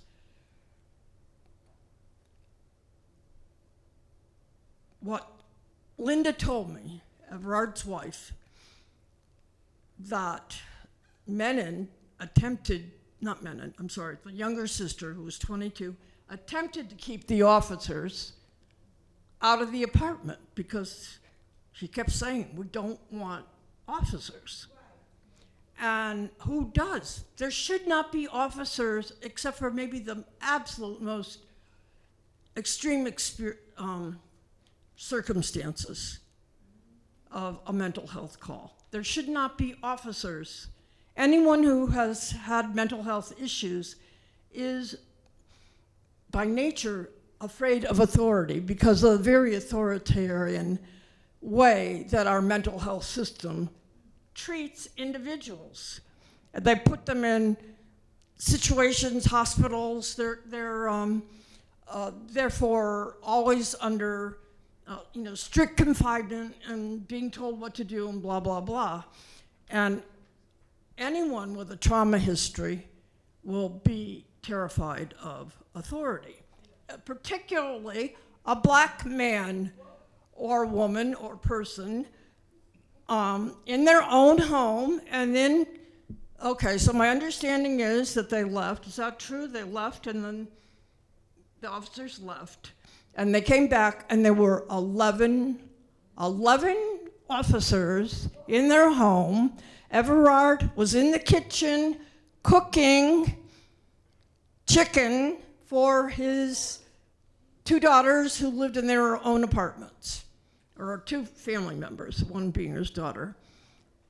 And I just read something in the paper today. Now this reminds me of another, the incident with Sonia, who's Massey, Sonia Massey, thank you. Also, just be aware of time. It said something about they were afraid, the officers were, quote, afraid he was going to throw boiling water at them. Where'd that come from all of a sudden? I couldn't even believe when I read those words today. Okay, so he's in the kitchen. Okay, so the younger daughter, is my understanding, tried to prevent the officers from coming in. They pushed their way in and knocked her on the floor. Linda showed me bruises all over her arms still.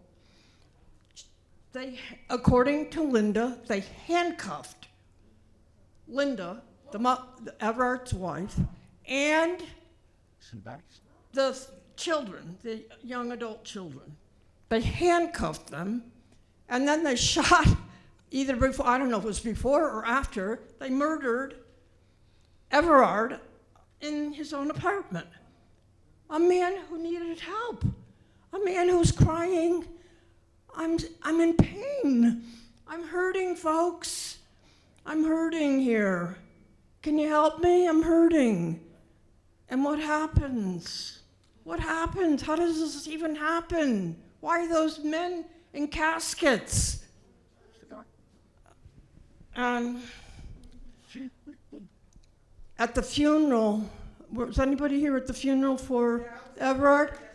Oh my God, if you want to hear the grief wail, like I know that wail because I've had it myself when my daughter died of fentanyl overdose, heroin fentanyl poisoning. I know that grief wail. I experienced that grief wail. And I heard that grief wail. It would just, I can't forget it. Let's just put it that way. I'll never forget it. And those 2 beautiful young girls and their brothers and all the family. How is that family going to go forward financially right now?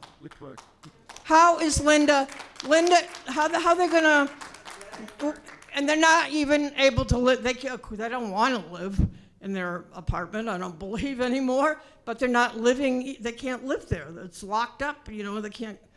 So I don't know what's going to happen. And so, which also just leads me to the fact that I'm there sorry, needs to be. if you could wrap it up in like I 10 know I more do. seconds. We need to rethink, reimagine, and enact a mental health response protocol with culturally and trauma-informed teams that don't call the police. And 988, if you call 988, be careful, folks, because they'll do the same thing. 988, you get the word, oh, I'm feeling not so good, I think I might not want to live anymore. Well, be careful. They have ways of tracking where, even if you don't give your name, they have ways of tracking. Just be cautious, which is not to say don't get help if you need it, but think about how you're going to get that help. Thank you. And also, we need housing. People cannot get well without affordable, low-income housing. Thank you. Thank you. Yes. It's over there. It's over there. It's one and then three, and then you're afterwards. Yeah, I got you too.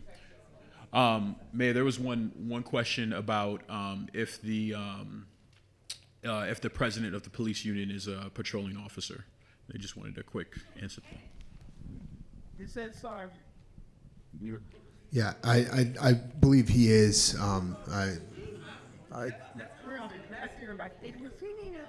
James Rakowski has been president of the police union for a number of years. I don't know exactly how long, but It's nasty. he's a lieutenant.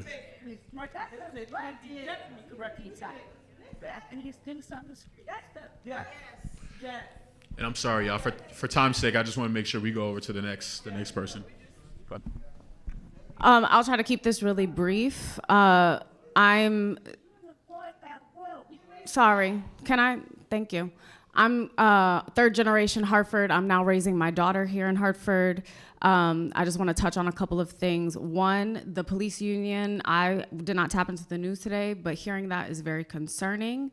I am a 15-year DEI practitioner. I actually applied to work as the DEI practitioner in the city. I had a first-round interview, never heard anything. We have a bias issue in this city.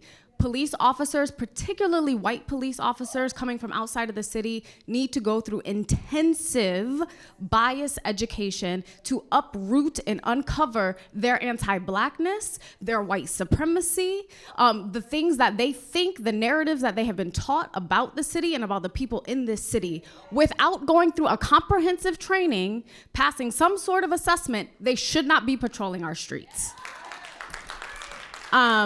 I don't know who is doing that work in the city. It needs to be done. It needs to be done. In addition, I want to name that along with gun violence, we need to have a conversation. I'm raising a beautiful little girl in this city.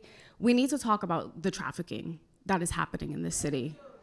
That is particularly impacting our young girls. I'm not hearing people talk about it enough. And if we're talking about public safety, that is something that is very concerning as a parent, as a mother, particularly of a little girl. And I think I'm gonna leave it, I'm gonna pass the mic because I know you wanna go, I'm gonna let you. This is my friend, y'all. Sorry. We still have to go in the order, yep. Yep. It's my friend. No. No, it's her in the back. She's been asking for it. Sorry. Hello, everyone. My name is Chrissy. I live in Hartford. I'm a small business owner, and one of my concern, or my ongoing concern, is that needs to be added to the policy is a thing called silent war. Meaning, the person doesn't have to physically touch you, but a thing called silent war. There's psychologically going around, defamation of character, because I've been experiencing that for several years, and I had a small business space up in the north in Hartford, left there because of the constant harassment and victimization with me and my daughter. This has been happening, and I'm no longer keeping myself silent anymore. because I have to run my business just like everybody else. I should not be constantly victimized or stalked by a gang of people, okay?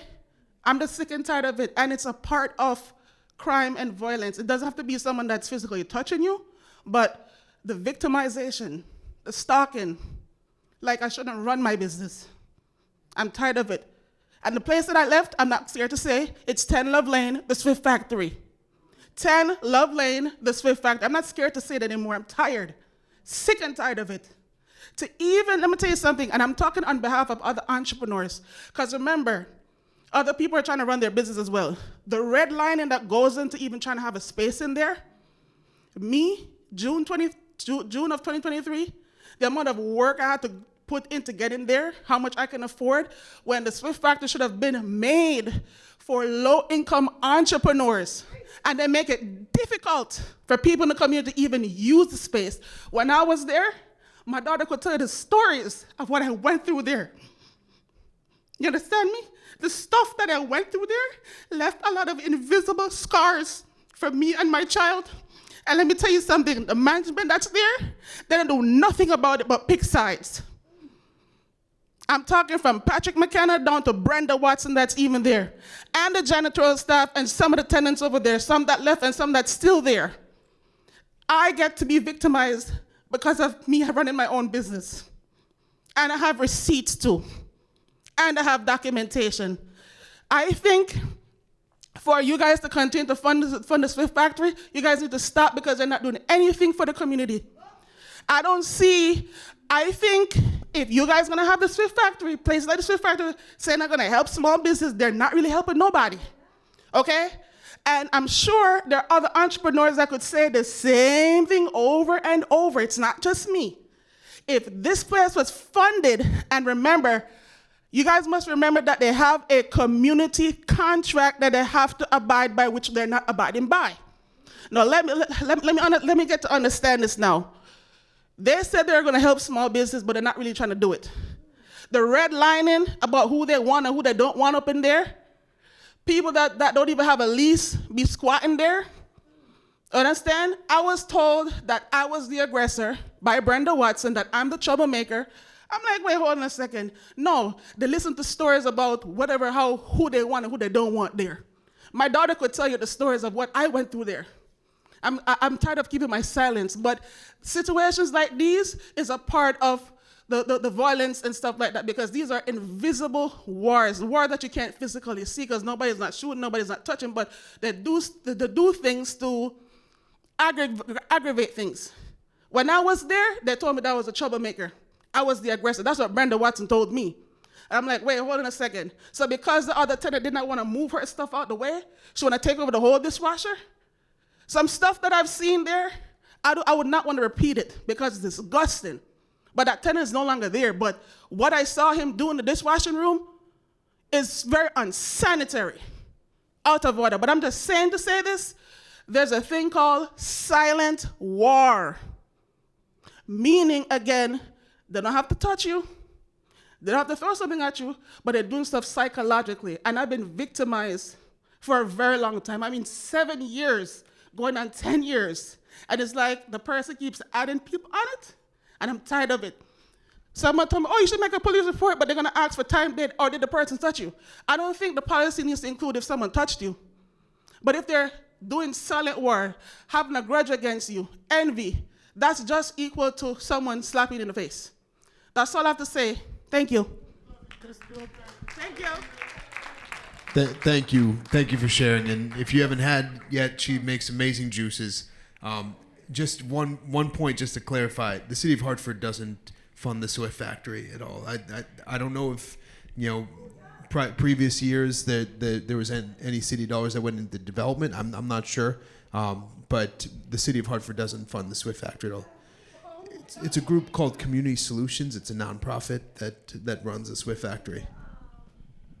Well, they have a community contract, right? They do.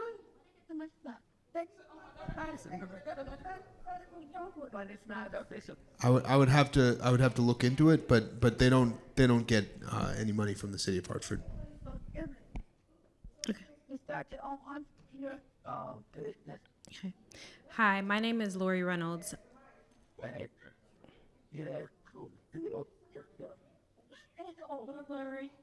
Hi, my name is Lori Reynolds. I am the best friend of Sarika Walker, Everett Walker's sister. February 19th, I should have not received a text message from my best friend saying, Lori, they killed my brother. My best friend should have enjoyed seeing that her daughter turned 4 years old that week and should be enjoying her anniversary of her wedding. That's what she should have been enjoying February of that week. A 52-year-old man should be here still. His children should not live with regret saying, I should have not called 211. That it was documented that he had mental health issues. He should be here. I shouldn't have had gone to a funeral March 17th. I shouldn't have. Way too young. His parents shouldn't have buried him. It was heartbreaking to hear his daughter crying, couldn't even read the beautiful poem that she wrote for him. My best friend had to. And what, not even 2 weeks later, Steve? Hartford police is failing us. Thank you. They are failing us. On purpose. I watched that video with Steve. That was heartbreaking. His community said, please don't shoot him. Repeated it multiple times. And the man came out like Rambo and killed him. Hartford is my community. I know things can be de-escalated. I one time went to Kent Pizza. There was a man having a mental breakdown. Cops didn't shoot. Cops didn't pull a taser on him. It could be handled. Nobody was hurt. So there's no excuse. No excuse. Everett should be here. He should live to see his children have kids. He should be here. I shouldn't have had to be at a funeral and watch his parents, his children, his partner. I shouldn't have to see that. And then to hear, I didn't watch the news today, but to hear that this man wants to have war on the citizens that he's supposed to protect. I was raised with love in Hartford. My community has always looked out for me. And in that video of Steve, it showed us that our community is always backing each other back. I'm appalled because Steve should be here. Everett should be here. I shouldn't have gotten that text message on February 19th from my best friend that her brother was killed.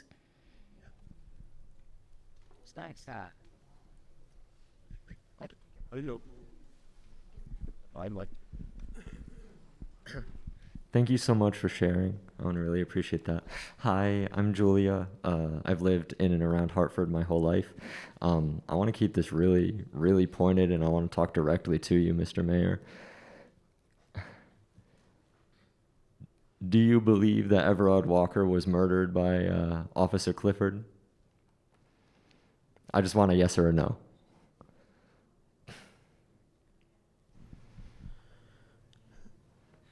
I want yes or no. One word. It's not a yes or no question. Yes, it is. Yes, it is. Yes, it is. Everett Walker was murdered by that officer. You saw the video of the same video that the rest of us did of Stevie. Was Stevie murdered by Officer Magnano? I cannot make a determination okay, on see, that so thank you very much. Of the city. Our mayor does not believe that our neighbors were murdered by those cops that we saw murder our neighbor. I'm not saying that. We saw them murder our neighbor, and our mayor's in this room with us, telling us that what we saw with our eyes, what our community members are telling us happened, did not happen. We saw it happen, Mr. Mayor. We saw our neighbors be murdered. And it's completely unacceptable that you would say, that you cannot tell us that what we saw happen happened.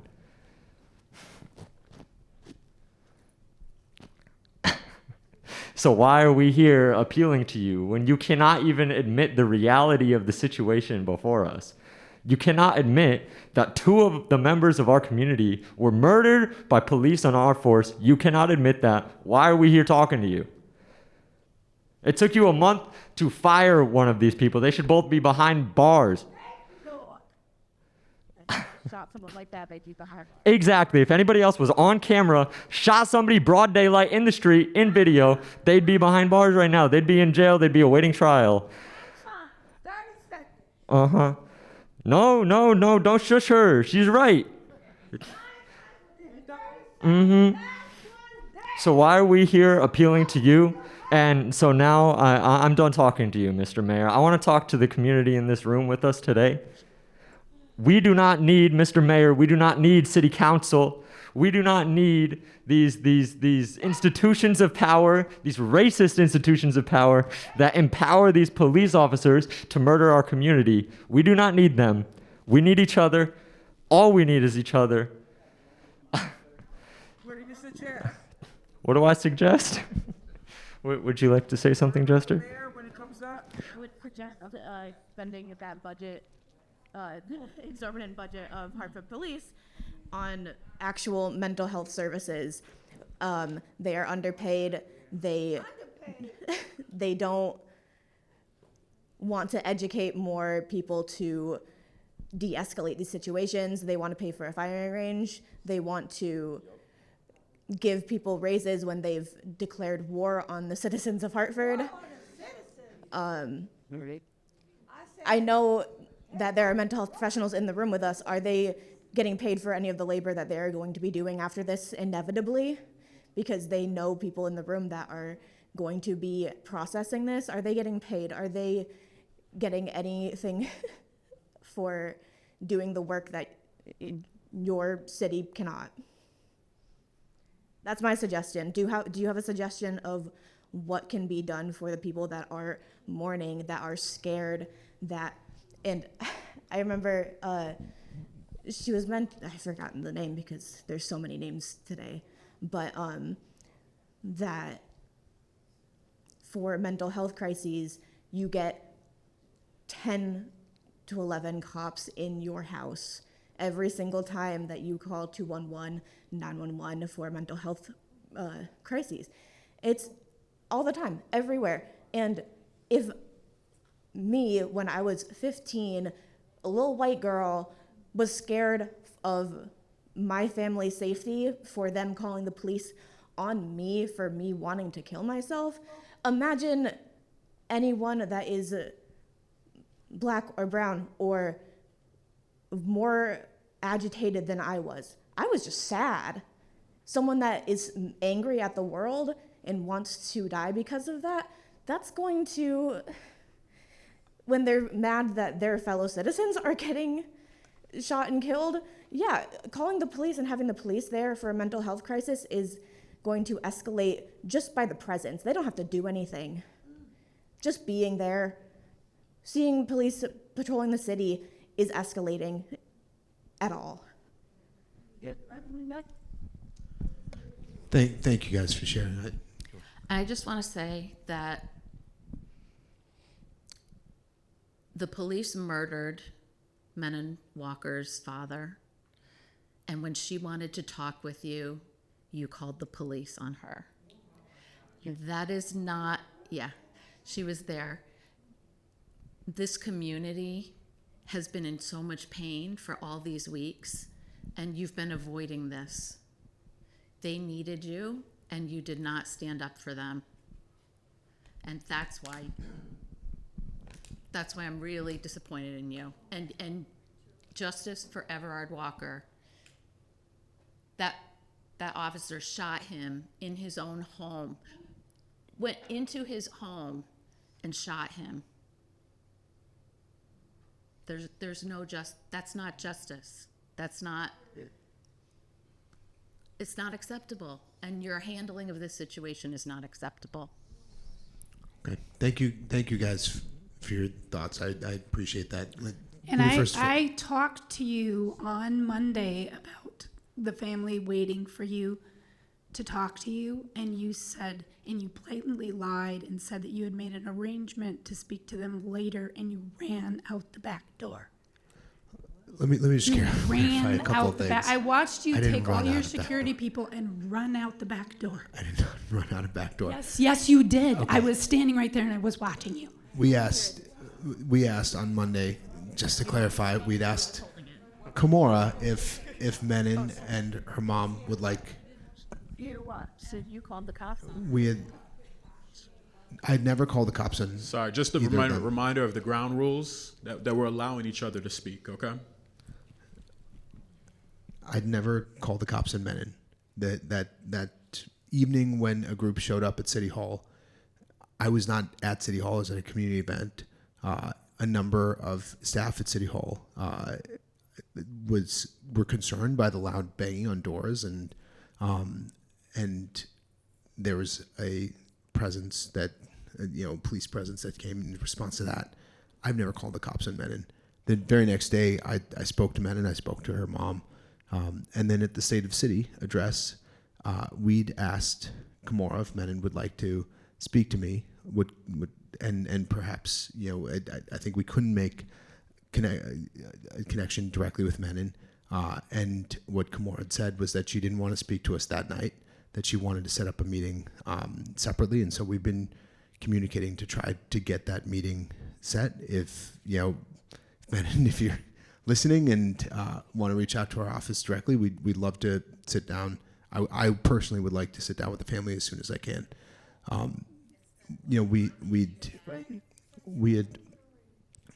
We have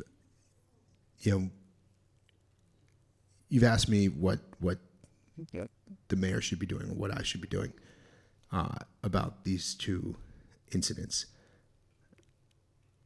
Obviously, I terminated Officer Magnano today. On both those incidents, though, the question of guilt of the officers who fired shots is a legal question, and to find justice in the system, you've got to go through a process that includes an state inspector general, which is an independent body, that it would be improper for me to try to pressure or change their decision. Then there's an internal investigation that in the city of Hartford is accompanied by our own independent inspector general, who doesn't report to the police, doesn't report to me, reports to a civilian police review board, and we've got one representative from, I don't want to call anybody out, a representative from the Civilian Police Review Board that is, probably the most open and transparent process of any city in the state. And I've committed before, and I will continue to commit to use my voice and my position to ensure that we have a true, transparent, and accountable process here in the city of Hartford. And I will.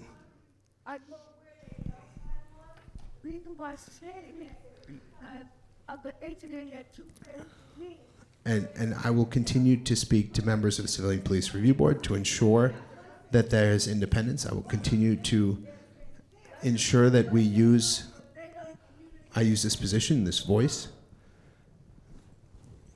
to make sure that there is independence in that process. I'll say one last thing. I know this has been a really emotional night. I know there are a lot of feelings here.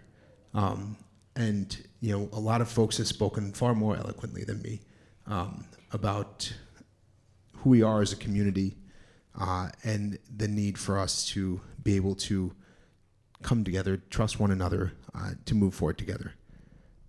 This may be an unpopular thing to say in this room. I've spoken to other police officers. I don't believe that the police department is declaring war on our residents. The police union president might be declaring war on me. I hope this is some comfort to the other people in this room whose last name are not Aralamplum.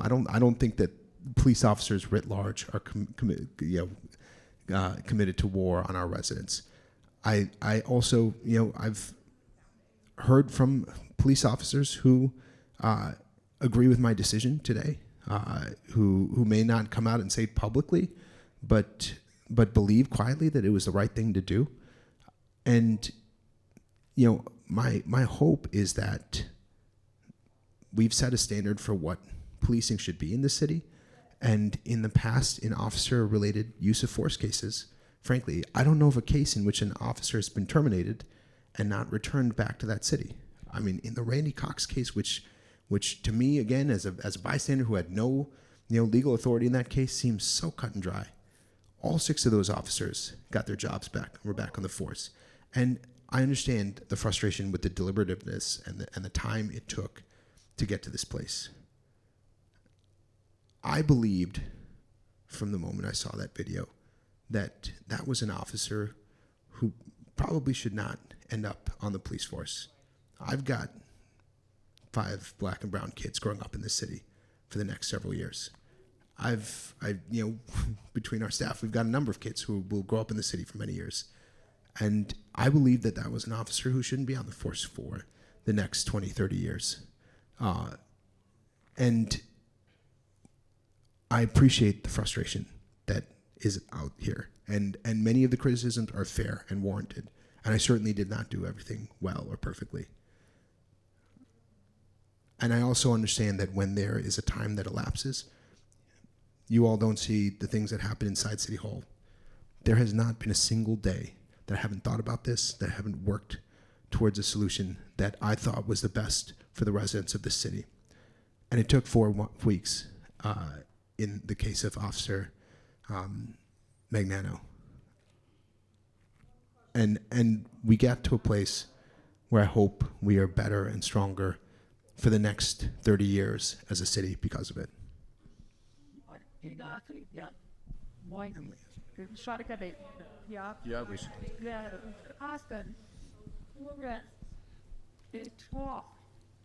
Sorry, again, for respect, we want to make sure, for respect and respect of people's time, we do want to make sure we're getting people that are raising their hands, and then also we're respecting time too, because it is 8:42. So I'm here. Yeah. So what I have to say is 60 seconds. So myself, LaShawn, and Mr. Mayor, even the earlier parts of it, your wife, we served on, the former mayor had a police accountability review board. So that was a commission that would look through, like we started to look through police policies and the code of conducts and reviewing and seeing what's outdated, what's not. So my suggestion would be that commission that has gone dormant is reactivated, because if there's things that are in place and it's policy and there's nothing, you have to abide by policy. If it's not effective in this time, as we have some policies on the book under the police department that are like from the 80s. So I think it would benefit our community for that commission to become active. I'm not saying I have time to serve on it. I'm not volunteering for you either, LaShawn. But what it it gave us the opportunity to start looking through, and then we could make recommendations to city council to say we think this would benefit our community better. But I think that's what we're missing, because there's some things we have to allow to happen because by policy it's on the books, but some of those policies need to be looked at, and we could do better, and that's where you're going to get it, through following policy. So I'm hoping that can be something that could be considered. All right. Yep. Yeah, so we're going to close, again, just for time's sake, but there's still opportunity to be able to talk to the mayor. But for time's sake, we're going to close out with your final comment, because she hasn't spoken.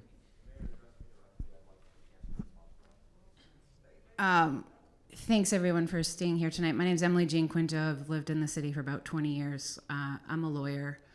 I came here for 2 reasons: to listen to everyone, and to tell you that I'm very disappointed. I voted for you. I donated to your campaign. I was excited. I have been astonished at how poorly things have been handled. It is your job as mayor to hold events like this quickly after things happen. You are part of our crisis management. You are supposed to be listening. You are supposed to let us yell at you. It's a crappy part of the job, but you signed up for it. You are supposed to be helping people through these things, even when you cannot answer questions like the one that was asked, and I understand why you can't as a lawyer. But community members deserve to be able to ask you those questions and deserve to be able to yell at you, to complain to you, to cry in front of you, and to tell you what needs to change. The fact that this is the first time you have sat and listened to people in a month is inexcusable. And I haven't seen any other mayor do that in the 20 years that I've lived in this city. Not that any of them have been perfect, not at all, but they have been available. They have been, as someone very earlier said, present. They have been at meetings. They have opened their doors. They have talked to the families of the victims. And you can say that you've been trying to arrange meetings, but your chief of staff lied about setting up a meeting with the lawyer for Everard Walker. I talked with Ken on Wednesday, and I know that was a lie. You need to get your house in order, and you need to work on your social media presence and talk to your communications people, because having posts a week after 2 men have been killed by police in our city about how cute your staff were when they were children is unbelievably tone deaf. And I know you're not posting that. I know it's someone you've hired, but whoever that is should be fired. Everything has been tone deaf since this happened. And I know not everyone in the city is on social media, but there's enough of us, and a lot of us talk to each other, and someone earlier said a lot of us are the ones commenting on things like that horrendous police union video that they posted. It's us, right? You got to get your house in order, and I'll leave it at that.